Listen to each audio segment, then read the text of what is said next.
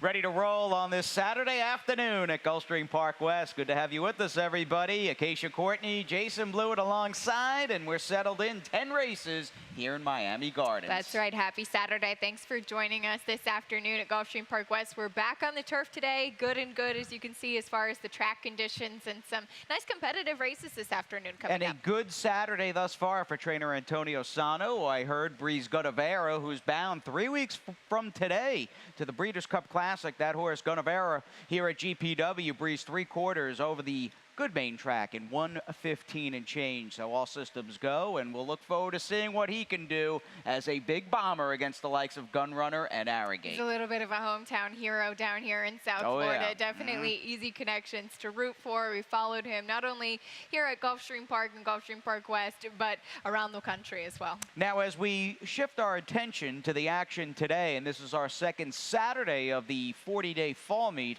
at GPW, we'll give you a little rundown as far as the major multi-race wagers and major carryovers on tap today, and it all begins a little after 1:15 with that 50-cent early pick 5, and a short time after that we'll have our opening Super High 5. We do have the Super High 5. We'll start in race number 4 today. That's any race with 7 or more horses in, and then the Rainbow 6 this afternoon. That carryover is building more than $42,000, so don't forget about that. Starts in the 5th race, and we kept things off with the late pick 5. Race number 6, the second half of the card. It's all about plenty of turf on the program. Some big fields today. Although we're staring at a stone-cold 1-2 shot, board's going to change quite a bit between now and the time they spring the latch of Saturday's first. And I don't know if this is a card. In fact, I don't think it's a card that is just dominated, at least on paper, with very big short-priced horses. I thought the races were pretty much very wide open today. Now, as far as the first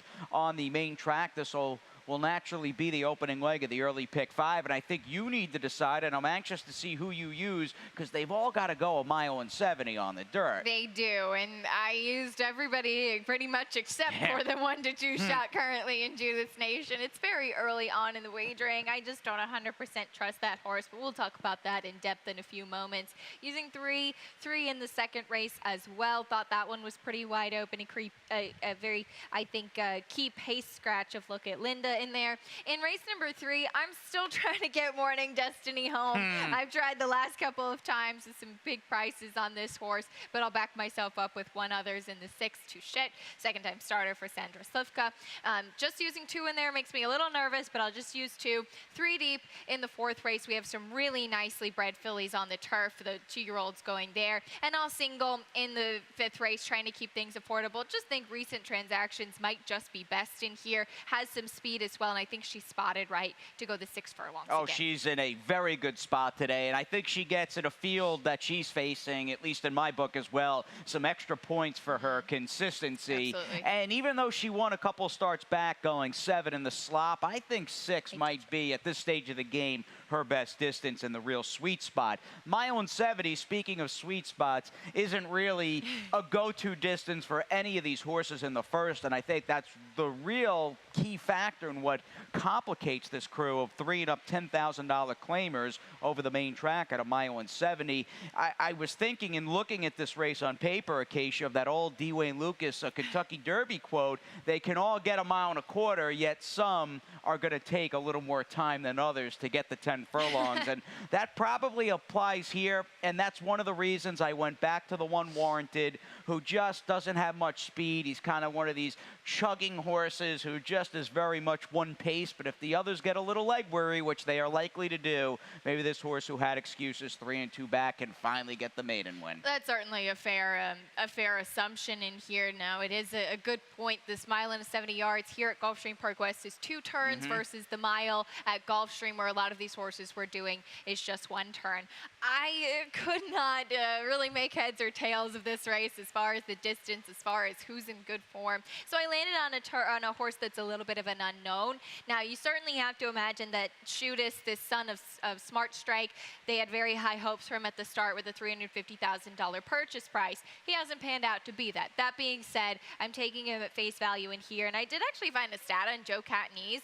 In the past 5 years, going turf to dirt with maiden claimers, this is a good move for him. He's about 14% win, and it's a good ROI of 346. So he gets Edgar Zayas up too, which I think is very key in here, and you'll get maybe a little bit of a better price. You probably will, and I just don't think Joe is the type of guy and doesn't have the operation per se that he's going to give a high-profile, high-percentage rider. And he's got one of the best riders, young riders in the country, and Edgar Zayas, a leg up on any horse, whether it's Shootist or another horse who he doesn't think has a big chance. And Shootist, no doubt, a new face against a crew like this on the dirt. And he's one of a couple, at least early on, turf to dirt horses like Little Matt in race number 7 today, who are going to take a lot of money, and we'll see if they can handle the main track at GPW. As we get on to race number 2 this afternoon, our second race is our opener on the turf. It's a 2-turn mile, a 3-and-up filly mare, 2 lifetime, $8,000 claimer. And the more I looked around, the more I really started to like our inside horse that we have on top, the one Susu's Kitten, who, as far as her post, her win 2 back, and getting on a preferred surface, I also think the icing on the cake, 7.5 to a mile, really seems to be what she wants, I think, on the green. It does, and you put a cross through that last race when it was taken off of the turf, and she's been very consistent. She's been in very good form, actually. She broke her maiden, going the 7.5 furlongs, 2 starts back.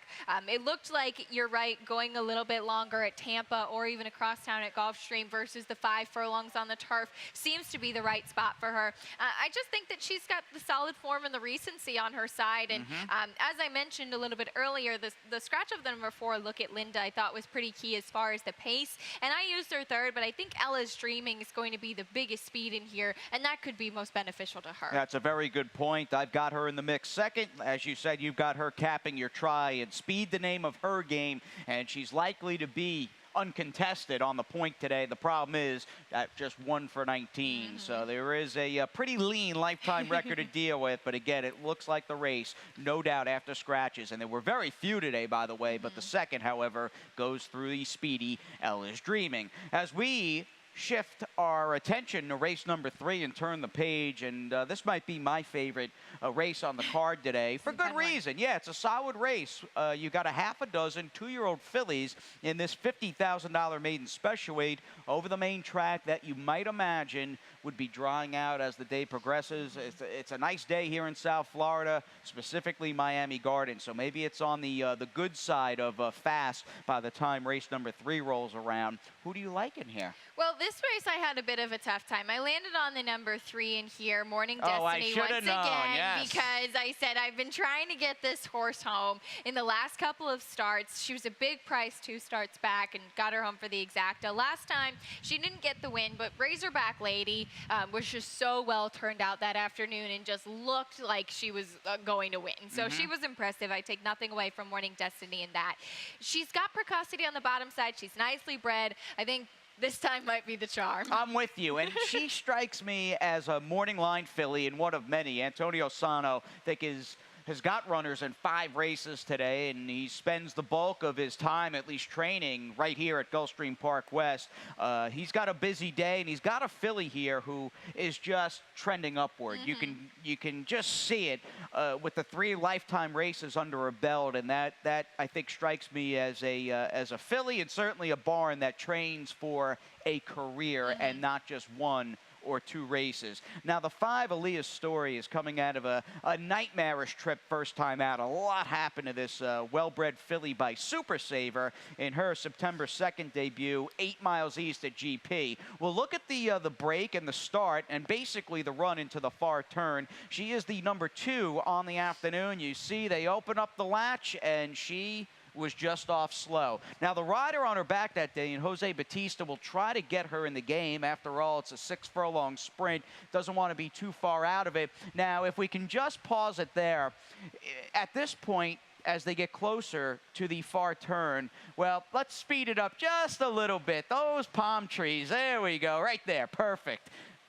Love the palm trees here in Florida. As a former New Yorker, I have fallen in love with the palm trees. But it's a case of, well, let me clear that here. Let's just do the spotlight. Boom. You've got these 3 horses, and over, we can let it roll.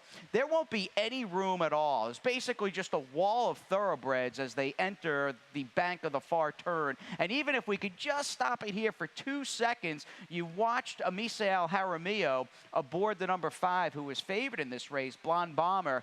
He was able to get his filly up into that spot, a little more nimble heading into the far turn. And Aaliyah's Story, as we roll the tape again, has got nowhere to go except backward, unfortunately, off heels. Yeah, she does. And I hope that the blinkers helps today because she was very tough saddling last time. Very, very distracted in the walking ring before the race. So maybe some experience, maybe the addition of the blinkers. They know the connections.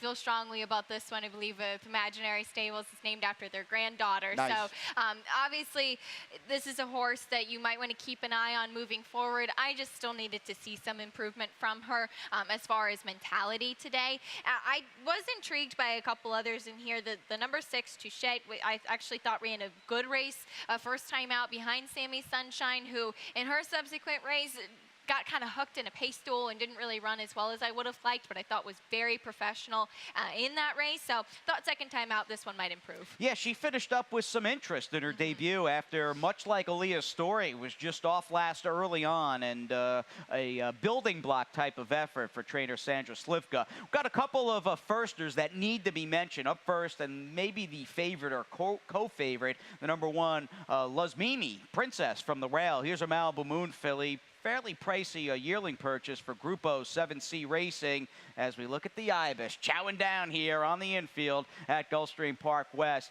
The Dam, very good horse at 5 for 15, banked almost 300 G's during her career. She was a winning 2-year-old, and you do have only 1 prior sib by Tappet, who is a maiden winner. I would imagine with Gaffleone riding, this horse is live. And what about the number 2, Sweet Moochie, as we look at some stats with this filly by Cantharos, who actually was a fairly successful pinhook proposition at 50 G's back in April. Yeah, pretty good for trainer Chad Stewart. The Dam was a 7-time dirt winner as well, as she actually was best going long on the dirt.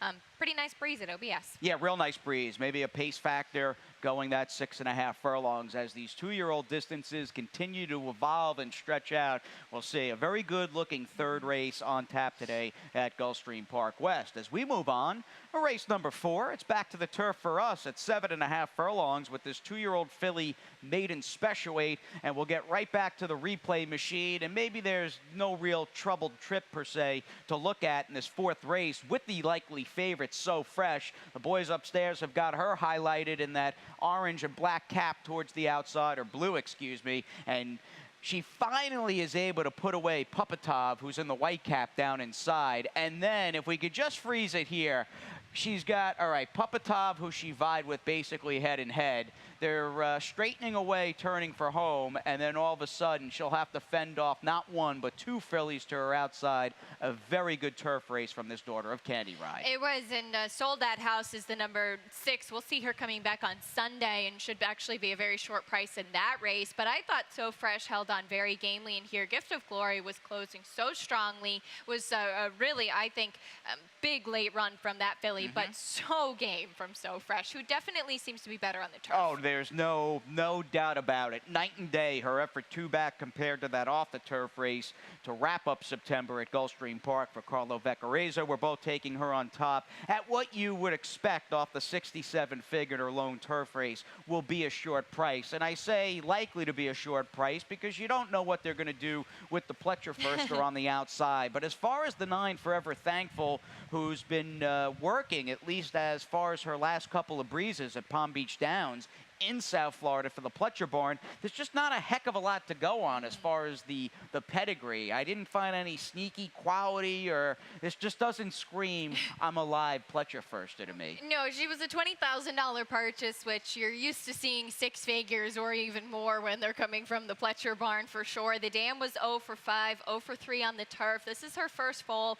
So I proceeded a little bit with caution with this one. I am intrigued by the 7 Orbital Deity. Orb has actually been a very very good stallion with 2-year-olds on the turf. He's 5 for 23 for 22% so far. And this one actually comes out of a race against Gift of Glory, who we saw winning ahead of So Fresh. So 2 turf races under her belt already. And we think of trainer Mark Cassie, whose frequency in the number of horses he's been running at GPW has picked up over the last few cards. He's already got 3 wins this week, won a couple on Wednesday, another win on Thursday afternoon. And Bart will try to keep that hot streak going with Orbital Deity, a good one coming up. In fact, back-to-back 2-year-old filly maiden races.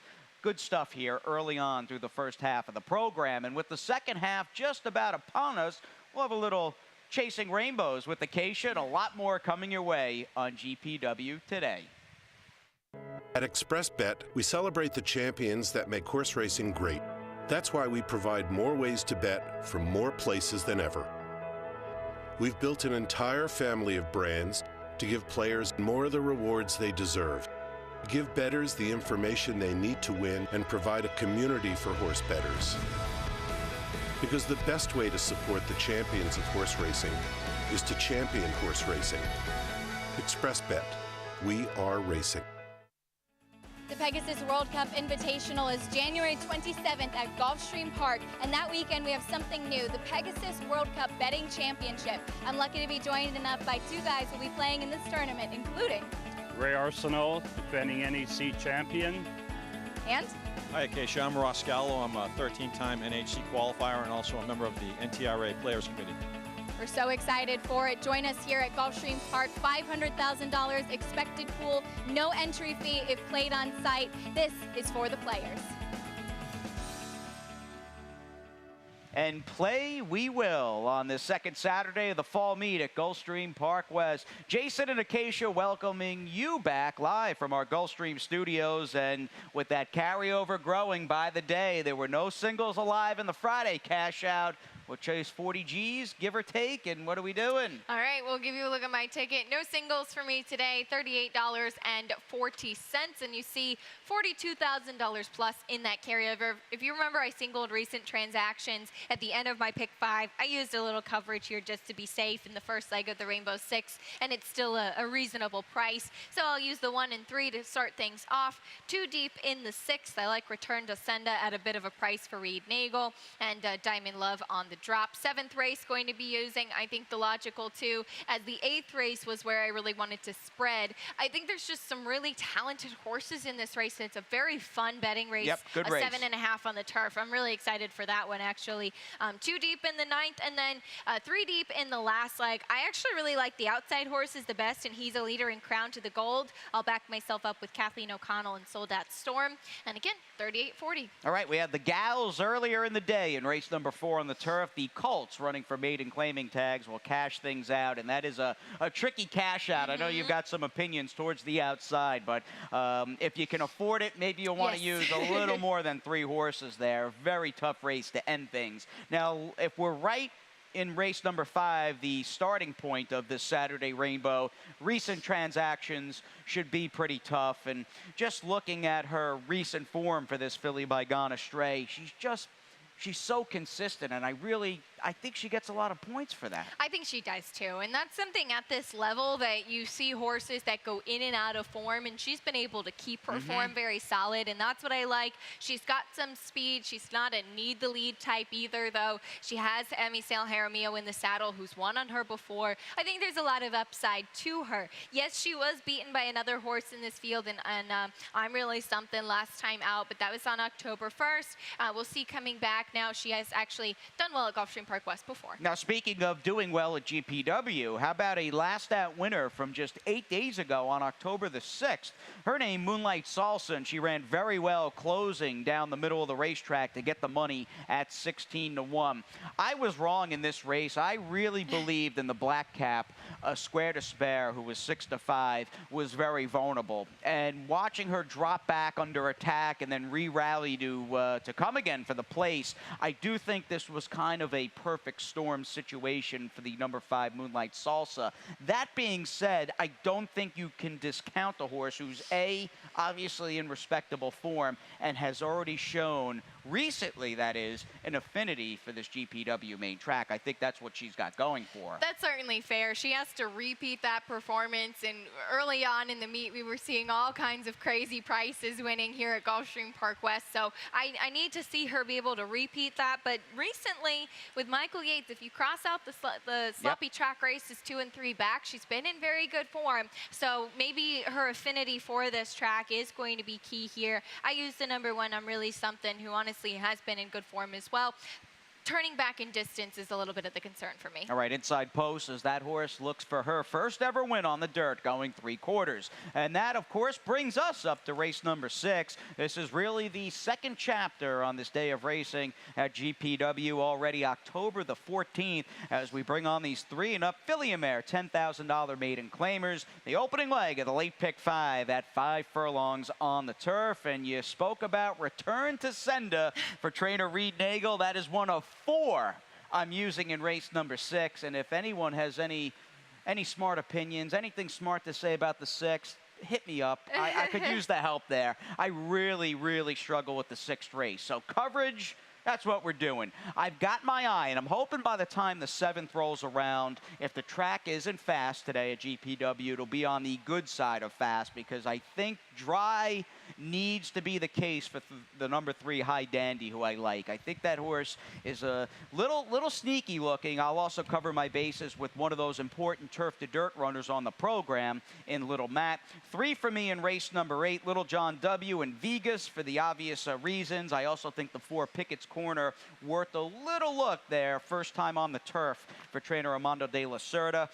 This is the right spot, right race flow, right distance for Manolete, and that might not be the case for the co-favorite in today's 9th race, the number 4, Charlie the Greek, who's likely going to face some severe speed stretching out to a mile and 70. And then we wrap it up and telling Acacia, well, you only used 3 in the last. I only used 2 because of the cost, but I'm telling you, and I prefer prior experience and seasoning on the grass, but man, I would love to get up to race number 10 with a similar look to the first leg, in which I went 4 deep because I had no clue. Right. Well, I'm a little bit mad at you now. Why? Because my long shot is Return to Senda, and she's 8-1 on the morning line, and you picked that horse Boom. too. Taking her right down for Reed Nagel. Well, you're to blame, actually, because you're the one that turned me onto this barn. I got to Florida. You said, hey, this guy Reed Nagel, I think he had beat me in a pick 3 or something. You said, dude, you better want to take a look when this guy's sending out a runner. And I'm wondering if today was sort of the end game for this filly by Wiseman's Ferry, just with the drop and the second off the layoff. I would think so. And I actually liked this horse a bit at Laurel last time. I was up at our sister track, Laurel, that weekend for the DeFrancis Dash, and this horse was running in one of the races that day. And I thought she was a good-looking filly, maybe just needed a turf race under her belt. Second off the bench, as you said, she was sent early. It was very quick with the pace setter in that race, and Laurel Park normally does kind of set up a little bit more for outside closers, and that's just what happened in that race. I absolutely agree. He's got Sammy Camacho in the saddle. I think she's going to be in a perfect spot today. Now, I preferred Recency over your top pick, who, in hindsight, I probably should have included this horse on the opening leg of the late pick 5. 6-month layoff on the nose for the 7, Diamond Love. I would say, and I thought this horse maybe a little dressed up off her best effort, and that was back her last start in mid-April, but she is a new face for the 10Gs. She's a new face. That's what I liked. The layoff and the absence of works does kind of concern me, but looking at this race, I was just kind of thinking she's faced tougher competition back in the winter in the championship meet at a little bit higher tags. She's actually run okay in pretty much every race except the one where she tried going 2 turns. I think the 5 furlongs, maybe I'm just hoping that she'll be a little bit live off the layoff. And she likely will be live. I think she's 4-1 on the morning line, and she does catch a field, even though I preferred Recency. Perfect State, who we've got in the mix. She's 0 for 20. Yono Fui, who I've got second, who could be close up to the pace. She's 0 for 11. So you do have a number of horses in here who are going to take some money, who have had umpteen chances to get that elusive maiden diploma. On to race number 7, 2 lifetime 62.50 claimer in the cards on the main track. And this, I think, is the spot today, folks, for the number 3 High Dandy, who 7/8 to a mile, I think, is the right distance for him. And He'll get the 7 today. I know he's just 1 for 33 with no seconds and 10 thirds. But to be honest, his effort 2 back off that little bit of a layoff on September 21st against, I think, a better and deeper field was a fine effort. I've got no qualms with that 5th, beaten only 3 by the likes of Flying Rocket, Knockout Ranger, and Put the Boss Back. I think either of those 3 would be a clear favorite in this race. And I gave him a pass for his most recent just 10 days ago because of the sloppy track. And I know he's not a winning type, but he really seems to prefer fast footing over slop. Well, you're very bold putting him on top, but hey, I mean, you're going to get a nice price on him, and he's actually run some very solid races that at his best could be what he faces today. That's certainly fair. I did land on Little Matt. I think that this horse is potentially in the right spot, though you do kind of wonder, he ran so well in the turf last time, why put him on the dirt? But he did actually break his maiden on the dirt right here at Gulfstream Park West. Excuse me, he broke it on the turf, but he ran well on the dirt well enough, here at Gulfstream Park West last fall. And we'll show a stat on Carlo Vaccarezza in the past 5 years, going from turf to dirt with claimers. He's 17% win, 35% in the money, and a positive ROI of 237. He does get Tyler Gaffleone in the saddle, and I just hope that this horse, who they actually did think highly enough at the start of his race career, went on the dirt to run him against 3 rules in the Bird on the Wire Stakes. Didn't run that well in that day, but maybe they'll just go back to the drawing board. Yeah, we'll see. He's the horse to beat, and if he handles the dirt and runs back to his last, I mean, High Dandy and the rest of this crew, I don't think will be within at least a couple of lengths of him. But he is being jammed in for the 62.50 off a good effort, and an effort, mind you, where he was cut down in a race he was even money and had won. He was beaten by a horse who was a maiden that day in Diamond Square, you know? Yeah, Diamond Square was a little bit hard to find on paper on that afternoon, but hey, you never know when he was going to show up. And that might be a good phrase for the connections of the 5, son of a Derby winner, as he, hands down, is in the easiest spot of his career. He's in awful form. I mean, at a quick glance, your knee-jerk reaction will be, I don't want this horse. But he's faced much better and might show some life. Yeah, the drop very key and I think very much needed today for son of a Derby winner, who is by Fupeg. On a race number 8, 7.5 furlongs. These are 3 and up, $8,000 claimers, and a very good race. Why don't we just get to the replay of the number 1, Little John W., who, getting back to trainer Reed Nagel, who's in 2 races today. He's got a live horse and return to sender, and he's definitely got one here with this gelding by Colonel John, who just seems to show up when he's properly spotted for 16, for 10, at the 10 level, near it. He just always seems to fire, and he's got that as a feather in his cap today. He does, and he was actually beaten by a stablemate in Bird Humor in his most recent race on August 31st. That was in Starter Allowance Company. I think he certainly fits much better for the tag. Bird Humor's been in sensational form, by the way. But we'll show a stat on Reed Nagel, going from allowance to claiming on the turf in the past 5 years. 5 for 14 in winning and 10 for 14 in the money with a very good ROI. I think the biggest thing with this horse, and he'll likely be a short price given his prior form, the biggest thing is that he's in the right spot. From the inside post to boot. It's a double weapon for him. The 9 Vegas certainly has a big chance for the obvious reasons. He's very, very consistent and seems to also have found a home properly spotted. Running for 10,000, which over at GP is basically the bottom. Here it's 8,000. It is, and I think he's very versatile and has a good running style. He has some speed. He can be up close. He can set the pace, whatever that may be. I was intrigued by the 5 Chatino taking a significant drop in class and second off the claim for Elizabeth Dobles, but Pickett's Corner. You have some good prices today. I like it. Some goofy horses today, and my feeling with the 4 Pickett's Corner, trainer changes off the claim. It just seems like that is a constant angle, no matter the trainer. If it's a trainer that wins, it seems like that's one of the rare factors and rare keys that still consistently works, where you can get respectable prices. And I'm willing to obviously just give a pass for Pickett's Corner first time out for the high percentage Armando de la Cerda, that sloppy track off the turf race just last week at GPW. This horse is better on the turf. I know he hasn't won in quite some time, and he's just won for his last 18, but I think first time at a price, De La Cerda on the turf needs to at least be given a little look here. Absolutely. It's a very good barn, and if you get that barn at a price, then even better. If High Dandy wins and Pickett's Corner caps that double, I want you and Ron to give me like a little horse trophy. Okay? We need to get you like a little special thing for the desk. Yeah, like a number one commemorative handicapper or Saturday. something like There you that. go. Number one GPW handicapper. All right, let's get on to race number 9, our final dirt race on the program. And if I'm not mistaken, our featured 9th race, as far as the horses that aren't maiden special weight caliber today, a Florida-bred $37,000 allowance at 1.70 yards. And as we get back to the drawing board, that is, with Manolete, who's off the claim for trainer Steve Town. They had a shake for this horse. They won the shake for $12,500 in the race we are about to show you some 3.5 weeks ago, where this horse can stay the trip Acacia, and it just looks like with Foreman the Foreman, Grand Venezuelan, and the horse that might go favored, the 4, Charlie the Greek, I think he gets some hitting. He gets an honest pace to run at, and that is right in his wheelhouse. It certainly is. Now, he comes out of a race that did actually produce 2 next out winners. It was a productive race. Kanane came back to win again. His subsequent start, most recently at Gulfstream Park West, was pretty disappointing.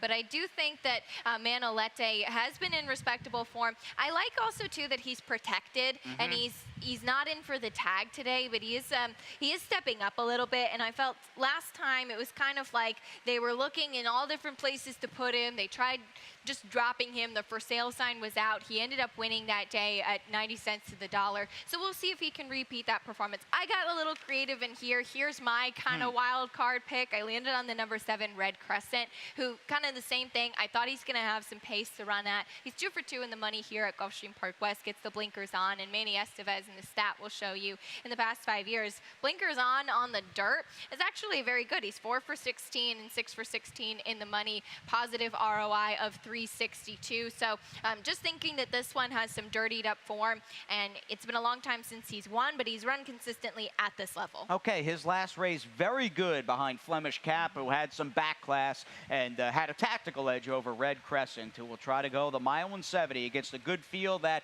includes, by the way, I know we're running out of time, but Charlie the Greek needs to be mentioned at least quickly here for Victor Barboza Jr. And this horse has been obviously very good off the claim. Things are a little different today, though. I think he meets a better field, and he's also got to do it stretching out around 2 turns. He does. I like him better sprinting, and that was why I used him a little bit further down, but he's been in great form for very high percentage connections. All right, let's wrap it up. Race number 10 today, a $20,000 maiden claimer at a 2-turn mile. And again, these are the 2-year-olds set to go. And if you remember back to the opening leg of this late pick 5, I decided to, and it was a narrow decision, but I had to trim somewhere. I'm just going to put my eggs in the basket of horses that have prior turf form. And for me, that includes the 5, King Angelus, and the number 2, Soldat Storm, who does keep Edgar Zayas getting back to the turf. And I like these 2 as well. I have them capping my superfecta. I think certainly Soldat Storm should improve getting back to the turf, and King Angelus on the drop. But I landed in my top 2 in the outside with horses I've just been really intrigued by. If you go back to that race a couple starts back with Uncle Pepe and the disqualification of Motantan, both of these horses come out of this race, and I've been really intrigued by it. I was interested in both of them last time. Unfortunately, that race was taken off of the turf. For one thing, Crown of Gold is by Crown of Thorns, who I've actually loved as a sire on the turf, and I thought ran very well in that race. He's a leader I've been trying to get home for a while. His turf races have had terrible trouble trips. He's got turf pedigree out of a graded stakes winning dam who was 4-time winner on the turf, and I hope he shows a little bit more speed. And you like this trainer as well I in do. Francisco D'Angelo, right? Yeah, he's done very good work for sure, and Roberto Alvarado Jr. stays in the saddle, and we'll see if we get a clean trip today. And Evaldo Santana on the outside with Crown of the Gold, who might be an okay price. Evaldo's gotten off to a really good start here. You never get a second chance to make a first impression, and he's done quite the yeoman's job with 4 wins and counting through the first week and change. It's our second Saturday, though, at Gulfstream Park West. We'll get Ron Nicoletti in the mix, and, of course, the man who calls it all, high atop. We're talking a few stories in the air. It's Pete Aiello coming next with your Saturday Scratches and Changes.